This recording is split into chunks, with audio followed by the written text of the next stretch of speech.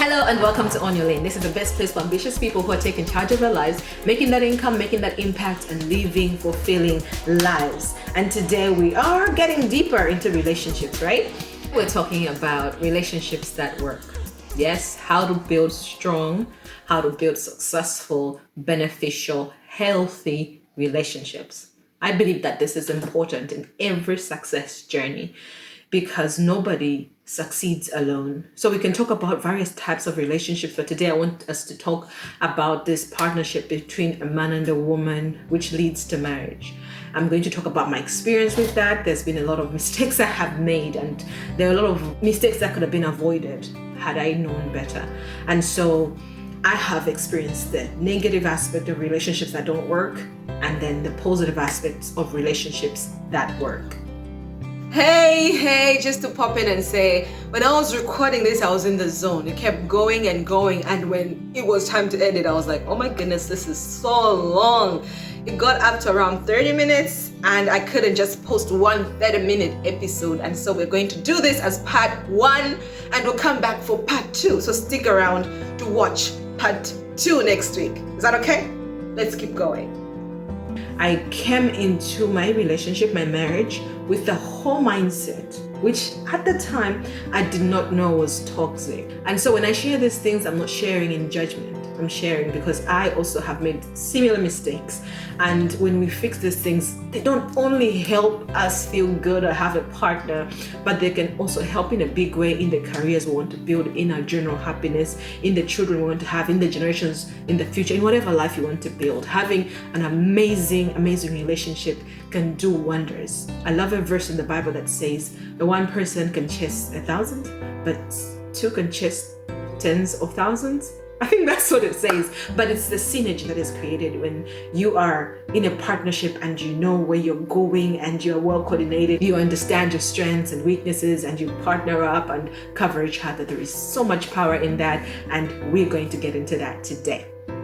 Why do I care so much about relationships? It's because of the power they hold. And also being a Christian, it's something that I've always been interested in, that when God created the earth, He didn't create a church. He didn't create a company. He didn't create a business. He created a family. He created a marriage. He said, man, wife, work this field. Fill the earth and multiply. And you're thinking, okay, there is something there. There is something about a man and a woman coming together and working together towards one mission. It's not just a regular partnership. For me, marriage is bigger than that. And I'm not just going to talk about marriage. Of course, my experiences prior to marriage, after marriage, and I've been in marriage for about 10 years, so it's very influenced with that. But I'm going to talk about just the things I see that I could have avoided and the things that I could have done better in and what really did work. What I hope to get across today, and I hope we can agree on this, is relationships still do matter. In as much as there's been a lot of attacks on relationships, there's been a lot of negative vibes, there's been this side chick culture, there's been a lot of independence, and understandably so, because we've seen a lot of toxicity, abuse coming out from all these relationships, and it's easy for you to just write this whole thing off. And that's what I did, personally, and it had its own repercussions, and I hope to expound on that as I go. But here's the thing. Relationships are that area where we don't really work on. I don't know about you, but I'm an accountant, I'm an entrepreneur, I have read books on entrepreneurship, I have gone to school to be an accountant, I have practiced to learn, and there was no shame in me learning to be an accountant. There was no shame in me paying to get my accountancy degree. But nobody talked to me about marriage and investing in myself for marriage. So how do we expect to be good at things we have not invested in? There is no way you're going to trust an accountant or an engineer who says, well, I just go with the flow. Have you been to school for engineering? Oh no, but I can build your house. I know these things. You won't trust them.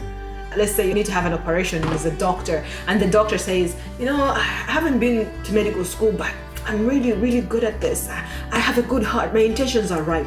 Are you going to trust them? Are you going to let them operate on you? Even just take your blood. Are you going to let them do that? Probably not.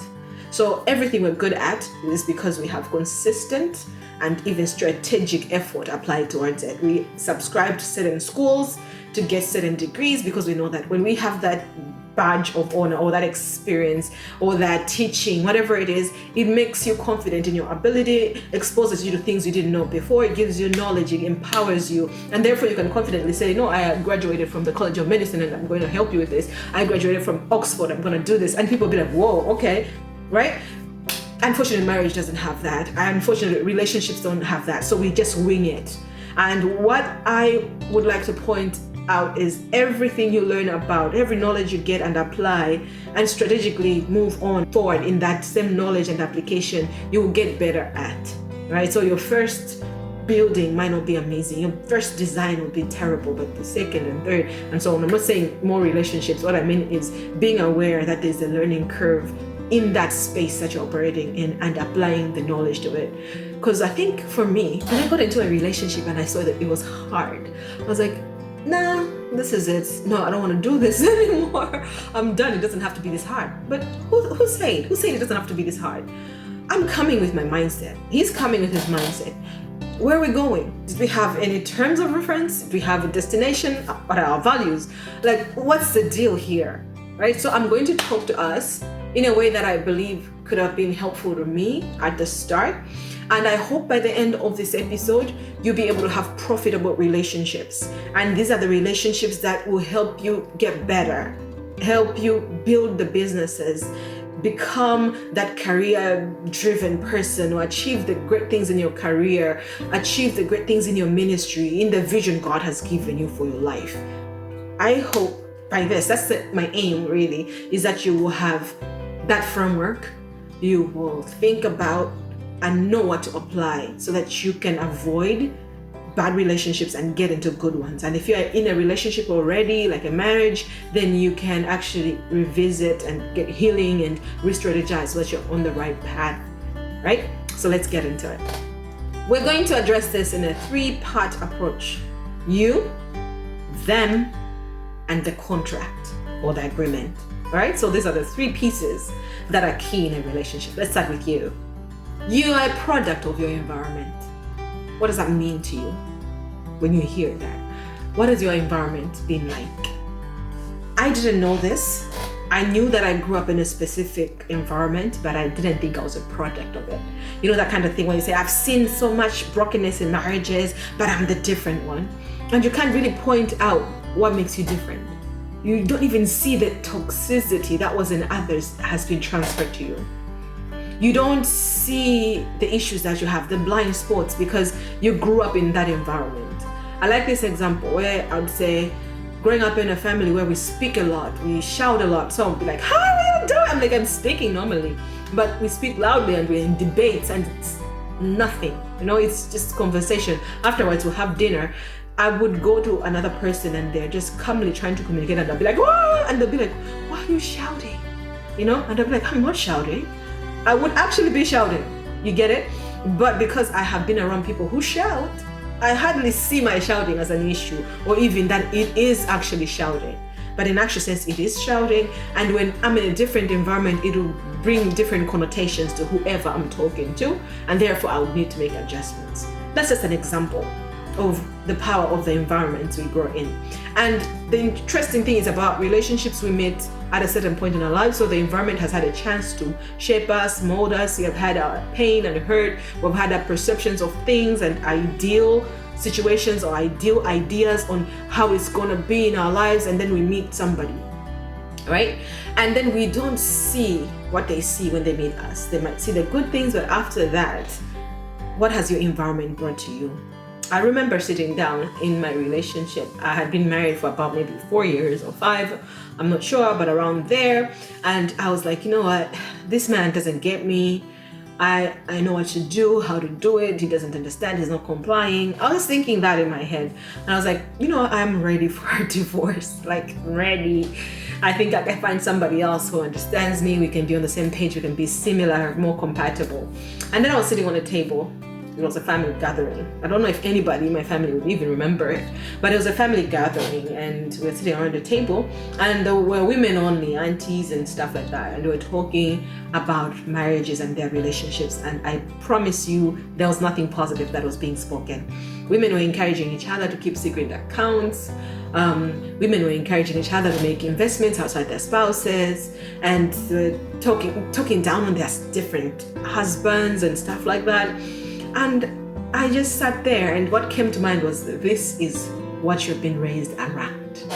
This is what you have known. And then the question that came later was, what makes you think you know better? That for me was an epiphany, because I really thought I knew better.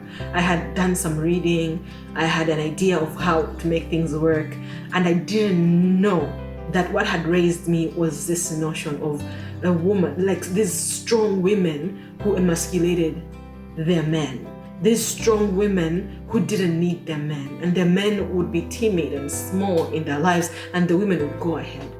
But you see, that could be fine. You'd be like, oh, it's not their fault that they were strong and whatever. But the challenge comes in because all these women in all the talks, as I was listening to them, they really wanted their men to arise and be the men in their lives, to lead some things, to hold their hands and be something, to support them. And I was like, that's really contradictory. The same person you're pulling down will not be the next person holding you up. It can't work like that. So that gave me an awareness where I paused and say, I either want a good relationship and it will come with its challenges, or I want a bad relationship and it will come in with its challenges. I either want to be married and have a successful marriage, or not be married, and everything has its own path. It's not right for me to be on this path. I want to be married, but I'm acting as if I don't want. So I decided to myself at the time that I'm going to learn and unlearn. And in that moment, I understood my flaws. I just looked at everyone and how they thought and everything, and I was like, that's how I think as well. And that needs changing because it was toxic. And it was not going to give me the desired end that I wanted. A man who could lead, a man who's strong, supportive, a man who I could do life with. Because I saw these women and I saw, no, they don't have it. So if I'm doing what they're doing, what makes me think I'll have a different result? This is a self-awareness challenge. And it's not easy for most to be self-aware and admit the flaws, but if you don't, you keep repeating the mistakes you've been making and getting the same results. So I believe that it's worth your while for you to look at that and say, what does this mean? My environment, how I was brought up, what I believe is normal, what I expect in a man, in a woman, what I expect in a relationship. What is right about it? What is right about relationships that have been around me? What is wrong about it? And therefore you will see the patterns that are reflecting in you, and you'll be able to say, okay, I need to work on this. And you can work on it through books, you can work on it through counseling, you can even on your own. You don't even need to be in a relationship. You can just say, I have these issues and I need help. I went deep into podcasts. There's a podcast called Marriage Today. Really helped me with a lot of things. I would listen whilst running and I would stop and say, what? You know, that kind of enlightenment, because I'll be like, oh my goodness, I've been doing things wrong. Oh my goodness, I've been digging my own grave kind of setup. So yeah, self-awareness is a big deal. Under you, the second point will be, you attract what you are. That is so true. You attract what you are. I'm not saying you will be exactly like whoever you attract. Like, oh no, they love singing, I love singing. So not necessarily that, but character stuff, value stuff, right? So if you're shallow, there's no way a deep person will connect with you and find like a future with you, right? If you're a disorganized person, you meet somebody who's organized and they might back away from it. I've seen that in a lot of leadership experiences that I've had in my business, where I would be like disorganized and I would expect people under me to be organized.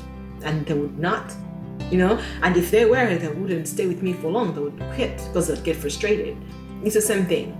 If you're always attracting confused people, toxic people, damaged people, hurt people, abusive people, it's time to pause and say, okay, it happened once, that's okay, but 2 times, 3 times, like there is a pattern there. What am I doing that makes people who are going to hurt me find me attractive? Because if you don't ask that question, nobody will, and you'll keep making those same mistakes. And I have seen so many that were being beat down in university, in a relationship, continue to be beat down in marriage. And there was an unfortunate situation where a girl actually died. And that wasn't a surprise that he was beating her down. It was a shocker that he killed her. But it started way back, right?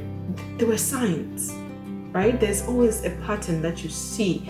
And when you see that pattern in your life, pause and say, what am I doing? And so for me, for example, when I started seeing that I'm attracting disorganized people with a short-term outlook on life, like they want to make quick money and they'll come on my farm and want to make quick money, I realized I need to change my vision, right? So when a person comes and they want to make quick money with you, they bring their fast ideas and you're like, I'm going to think about it. Because you're not that kind of person. They'll get frustrated and they'll think, I'm not going to get away with any schemes here, and they'll leave. But if you are in the same zone, you'll be like, okay, how can we make quick money? You make it together, you make mistakes, they'll steal from you, they'll scam you, and they'll move on, right? So you attract what you are. What are you? Don't criticize yourself. This is not to criticize yourself, but it's to identify those issues that you see, those patterns that you see, and develop yourself. You can develop, you can change, you can grow, and develop yourself correctly so that then you can begin to attract different people. Like if you're always loafing and you have no plans for anything, you're not making any money, you're broke, right? You will attract similar people, right? And when you sit down and try to talk, both of you will be talking about the binge watching of the shows you have watched months and months, and it's pointless. You have no purpose in anything, and you might get along there. But if you don't, that will cause some crushing later in your relationship where someone is like, I'm just pulling your weight. What are you doing here? So that's something to think about, isn't it? Back here to remind you that this is part 1. Stay tuned next week for part 2, where we'll get deeper into this and get really, really practical so that you can have actionable tips that help your relationship. See you next week. If you want to do more work on your relationships, then I invite you to sign up for a class that I have titled Relationships at Work: How to Build Strong, Lasting, Successful, Healthy Relationships. I believe it will be valuable to you. You can find it in the description box. My name is Memphis Thandiso Lanjaza. You can find me across all social media platforms. Like, share, and subscribe, and I'll see you next week. Bye-bye.